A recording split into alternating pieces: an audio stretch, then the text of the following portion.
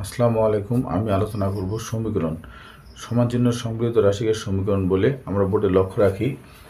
সমীকরণ এবং অভেদ। সমীকরণ সমান চিহ্ন সংবলিত রাশিকে সমীকরণ বলে। আর যে সমীকরণে একটি মাত্র চলক থাকবে সেটা হচ্ছে এক চলক বিশিষ্ট সমীকরণ। আর চলকের ঘাত যদি 1 হয় তাহলে এক চলক বিশিষ্ট সরল সমীকরণ, এক ঘাত বিশিষ্ট সরল সমীকরণ। এটা তাহলে হচ্ছে এক চলক বিশিষ্ট একঘাত সমীকরণ। চলকের ঘাত যদি 1 হয় তাহলে একঘাত সমীকরণ। এইখানে এই সমীকরণেও একটি মাত্র চলক আছে এবং চলকের ঘাত 2, তাহলে এক চলক বিশিষ্ট দ্বিঘাত সমীকরণ। এই সমীকরণে দুইটি চলক আছে, এক্স এবং ওয়াই। চলক কাকে বলে? অজানা রাশিকে চলক বলে, ভেরিয়েবল। তাহলে এটা হচ্ছে দুই চলক বিশিষ্ট একঘাত সমীকরণ। এই সমীকরণে একটি চলক আছে এক চলক বিশিষ্ট দ্বিঘাত সমীকরণ, কারণ এক্স এর ঘাত 2। আর এই সমীকরণে এক্স এর দুইটি চলক আছে, এজন্য দুই চলক বিশিষ্ট ত্রিঘাত সমীকরণ, এক্স এর ঘাত 3। তাহলে আমরা এটা বুঝতে পারলাম। আর এখানে এই সমীকরণে 6 নম্বর সমীকরণে একটি মাত্র চলক আছে এক চলক বিশিষ্ট দ্বিঘাত সমীকরণ, এক্স এর ঘাত 2।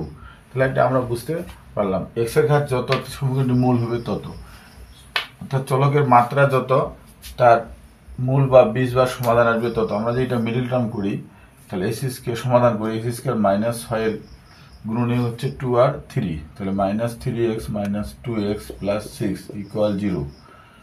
তাহলে এই দুটো থেকে আমরা x কমন নিলাম, x - 3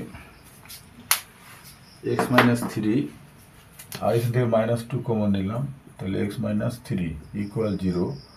তাহলে x - 3 একটা নিলাম আর x - 2 = 0। তাহলে x - 3 = 0, x = 3, x - 2 = 0, x = 2। তাহলে x এর সমাধান হলো 2 এবং 3, 2 এবং 3। তাহলে এখানে আমরা x এর ঘাত যেহেতু 2, এর মূল হলো 2 এবং 3। এবার সমান চিহ্ন সংবলিত রাশিকে সমীকরণ বলে। আমরা যদি আরেকটা সমীকরণ লিখি, আমি x² - 3x² - 2 = 6।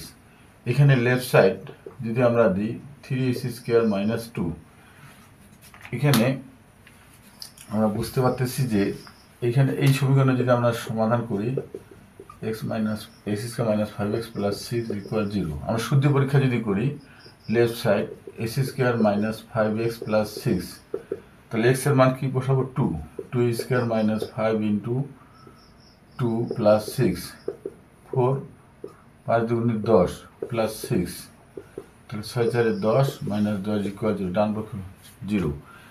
এই সমীকরণের বাম পক্ষে শুধুমাত্র 2 এবং 3 এর মানের জন্য এর ডান পক্ষ 0 আসবে। লেফট সাইড এবং রাইট সাইড সমান হবে, শুদ্ধ পরীক্ষা সঠিক হবে।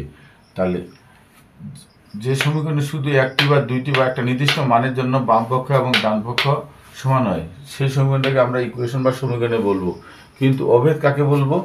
আর যে সমীকরণে চলকের একাধিক মানের জন্য বাম পক্ষ এবং ডান পক্ষ সমান হয় সেই সমীকরণকে তখন অভেদ বলবে।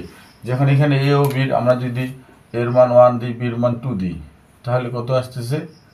এখানে 1 দিলাম, 2 দিলাম, 1 2 + 2, তাহলে 9, 1² 4 4, এখানে 9 আসলো।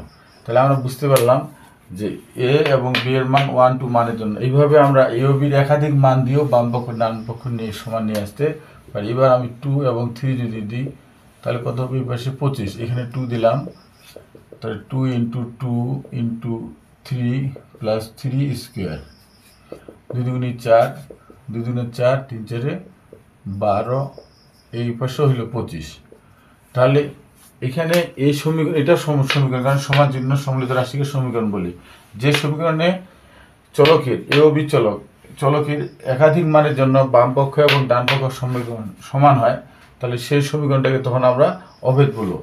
আর যে সমীকরণের চলকের একটি বা দুইটি বা একটা নির্দিষ্ট মানের জন্য বাম পক্ষ এবং ডান পক্ষ সমান হয় সেই সমীকরণকে আমরা শুধু এখানে এক্স এর মান শুধু 3 বসাইলে ডান পক্ষ 6 আসতেছে। তাহলে যে সমীকরণে একটি বা দুইটি বা একটা নির্দিষ্ট মানের জন্য বাম পক্ষ এবং ডান পক্ষ সমান হয় সেই সমীকরণটাকে আমরা সমীকরণ বলবো, অভেদ বলতে পারবো না। আর যে সমীকরণে চলকের একাধিক মানের জন্য, এখানে আমরা এক্স ওয়াইও দিতে পারবো, চলক এক্স এক্স ওয়াই ওয়াই দিলে হবে।